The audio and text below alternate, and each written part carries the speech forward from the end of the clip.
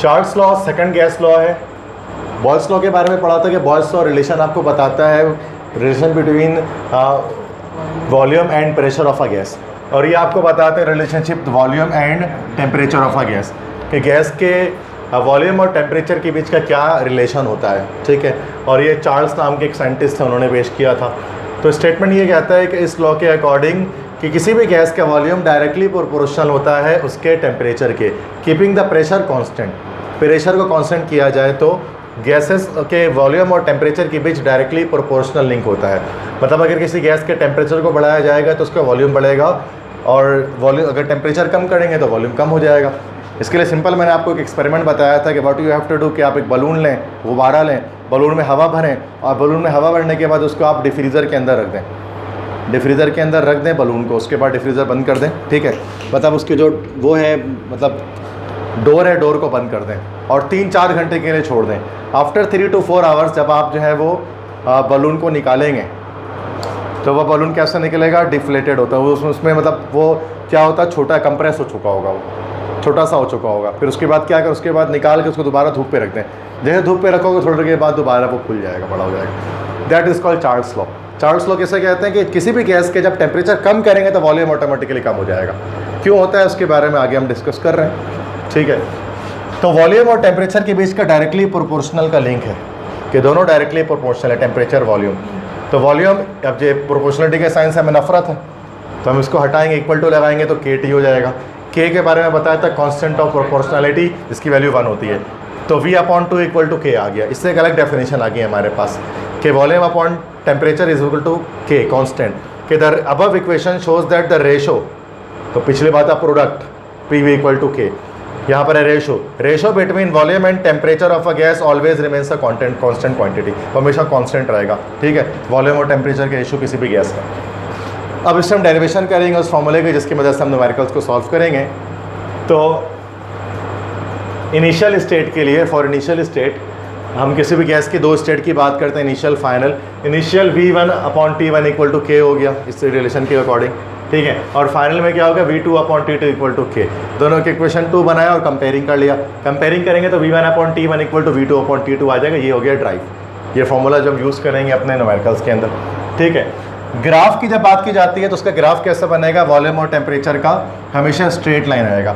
Straight line क्या बताता है, डायरेक्टली प्रोपोर्शनल लिंक को बताता है, कि जैसे जैसे गैस का हम टेम्परेचर बढ़ा रहे हैं तो वैसे वैसे वॉल्यूम बढ़ रहा है। ये रिवर्स भी जा सकते हैं कि जैसे जैसे टेम्परेचर कम कर रहे हैं वॉल्यूम कम हो रहा है। अच्छा, फिर अब इसमें एक बहुत इंपॉर्टेंट बात समझनी है कि जब हम गैसेस के टेम्परेचर को कम करके जब इस पॉइंट तक आ रहे हैं 0 केल्विन तक, तो 0 केल्विन पर गैस का वॉल्यूम कितना हो जा रहा है, 0 हो जा रहा है। वॉल्यूम 0 होने से मुराद कि वो चीज़ वैनिश हो गई, वो चीज़ दुनिया से गायब हो गई, ठीक है, वैनिश हो गई, गायब हो गई। तो ये law of conservation of mass के खिलाफ है ना, कि मैटर के nether be created not destroyed के खिलाफ बात है। क्योंकि जब वॉल्यूम 0 होने से मुराद कि वो मैटर डिस्ट्रॉय हो गया, जो कि ऐसा हो नहीं सकता, मुमकिन नहीं है। तो ये 0 kelvin is impossible temperature in chemistry. 0 kelvin, या जिसको -273 डिग्री सेंटीग्रेड भी कहते हैं, ये वो टेम्परेचर जो एब्सोलूट 0 कहलाते हैं, इसी को हम एब्सोलूट टेम्परेचर कहते हैं। And it is the least possible temperature, least possible theoretical temperature, कि वैसे इंसान आज तक इस टेम्परेचर तक पहुंचा नहीं, इसके नियर पहुंच चुका है बट उसके बराबर नहीं पहुंचा। क्योंकि इसके बराबर पहुंचने से मुराद ये हो गया कि किसी गैस का वो चीज़ वैनिश हो जाएगी, वो चीज़ गायब हो जाएगी। तो याद रखिए, इंक्रीज़ करने पर, हाई टेम्परेचर पर हम बहुत हाई जा चुके हैं, millions and billions of temperature हमने रेस करवा दिया है हाई करने पर। लेकिन लो टेम्परेचर करने पे हमें हमारी एक लिमिट है, -273 डिग्री सेंटीग्रेड। इसी को हम लोग कहते हैं 0 केल्विन, जहाँ से केल्विन स्केल आपका स्टार्ट होता है, एब्सोलूट स्केल। और ये आपका लीस्ट पॉसिबल टेम्परेचर, इसको एब्सोलूट 0 कहते हैं। तो एब्सोलूट 0 वो टेम्परेचर है जिस पर किसी भी गैस का वॉल्यूम 0 हो जाए, उसी को एब्सोलूट 0 कहते हैं। अच्छा, अब इसको डिफरेंट यूनिट्स में देख सकते हैं कि 0 केल्विन, यही 0 केल्विन बराबर है -273 डिग्री सेंटीग्रेड है सेल्सियस स्केल के अंदर, और ये बराबर है -414 डिग्री फ़ारेनहाइट स्केल के अंदर। तीनों स्केल में आपको याद रखें, MCQs में किसी भी स्केल में आपसे पूछा जा सकता है। तो ये लीस्ट पॉसिबल टेम्परेचर जिसको हम कहते हैं 0 केल्विन। अच्छा, एक सवाल मैं अगर आपसे करूँ कि फ़ारेनहाइट और सेंटीग्रेड इन दोनों में तो डिग्री लगाया जाता है, लेकिन केल्विन में हम डिग्री नहीं लगाते, ऐसा क्यों है? ऐसा कभी आपने सोचा है कि हम कभी भी केल्विन पर डिग्री नहीं लगाते? हम सेंटीग्रेड और फ़ारेनहाइट पर डिग्री लगाते हैं बट केल्विन में नहीं लगाते, उसकी क्या वजह? Nobody nose. एक्चुअली याद रखो कि जिसकी वैल्यू, जिस भी क्वांटिटी की वैल्यू पॉजिटिव और नेगेटिव दोनों में आती है तो उसकी वैल्यू, उसके साथ हम डिग्री लगा देते हैं, और जिसका सिर्फ पॉजिटिव हो रहा होता है उसके साथ डिग्री नहीं लगता। अब फ़ारेनहाइट सेंटीग्रेड ये माइनस में आ सकता है, इसलिए डिग्री सेंटीग्रेड कहते हैं, लेकिन केल्विन माइनस में पॉसिबल ही नहीं है, क्योंकि 0 केल्विन तो लीस्ट पॉसिबल है, माइनस में जा ही नहीं सकता ये स्केल। दैट्स वाई इसके साथ डिग्री नहीं लगता। डिग्री हमेशा उस चीज़ के साथ लगाते हैं जिसका प्लस माइनस दोनों क्वांटिटी पॉसिबल होती है। ये सिंपल मैथमेटिक्स का रूल है, ठीक है। अच्छा, अब केएमटी के लास्ट ऐसा क्यों होता है कि गैसेस के टेम्परेचर को बढ़ाने से उसका वॉल्यूम बढ़ जाता है? वजह क्या है? जब भी आप किसी, जैसे कोई गैस है, इसका इनिशियल ये वॉल्यूम है, ठीक है। अब इस गैस की अपनी एक एनर्जी है जिसको हम कहें काइनेटिक एनर्जी, ठीक है, 12 mv²। तो उसकी एक अपनी वेलोसिटी से मूव कर रहा होगा ये। अगर हम इसको हीट दे दें, टेम्परेचर रेस कर दें, तो हमने केएमटी में पढ़ा था काइनेटिक मॉलिक्यूलर थ्योरी में कि गैसेस के टेम्परेचर उसके काइनेटिक एनर्जी के डायरेक्टली प्रोपोर्शनल होता है। लास्ट पॉइंट था ये, ठीक है।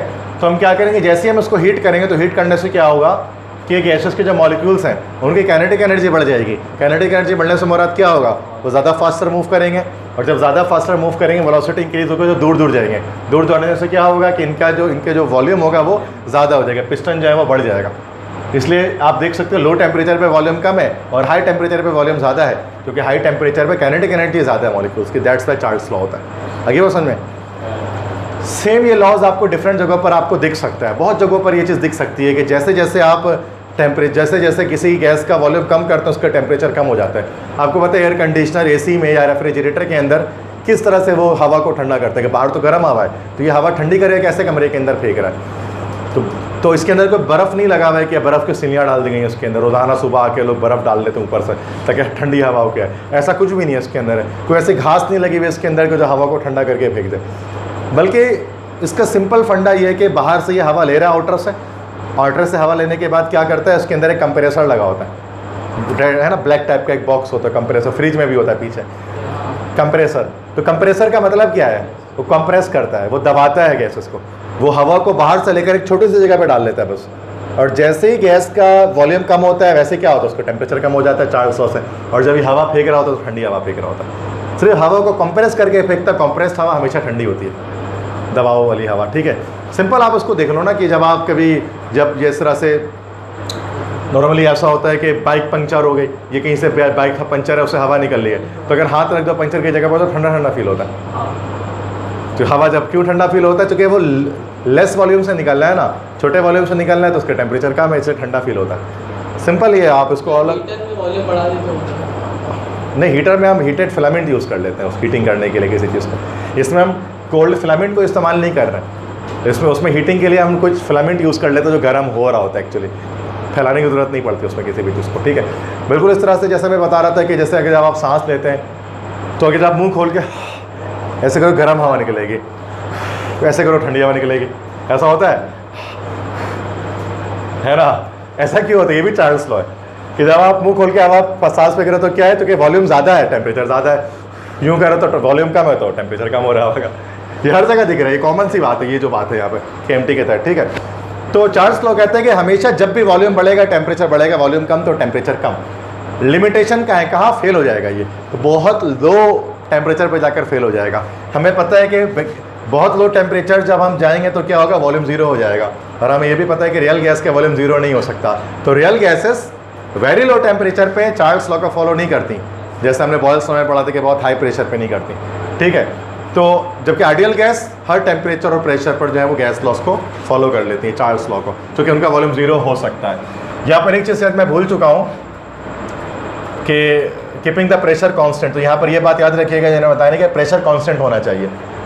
तो सिंपल सी बात है ना, वो मैं लास्ट में बताना था कि आप हीट करते रहो, आप किसी बलून को हीट कर रहे हो और साथ में दबाए भी जा रहे हो ऊपर से बलून को, तो बोलोगे देखो बड़ा तो हो ही नहीं रहा है, हम तो हीट भी कर रहे हैं। तो हम क्या बोलेंगे भाई कि आपने प्रेशर को कांस्टेंट नहीं रखा है, आप प्रेशर में वेरिएशन कर रहे हो, जिसकी वजह से कैंसिल आउट हो जा रही है चेंज। तो आप प्रेशर को कांस्टेंट कर दो तो लास्ट में टेम्परेचर बढ़ाने पे गैस का वॉल्यूम बढ़ेगा, इसलिए प्रेशर कांस्टेंट करना ज़रूरी है उसके अंदर। जैसे हमने उसके अंदर क्या किया था, बॉयल्स लॉ में टेम्परेचर कांस्टेंट किया था।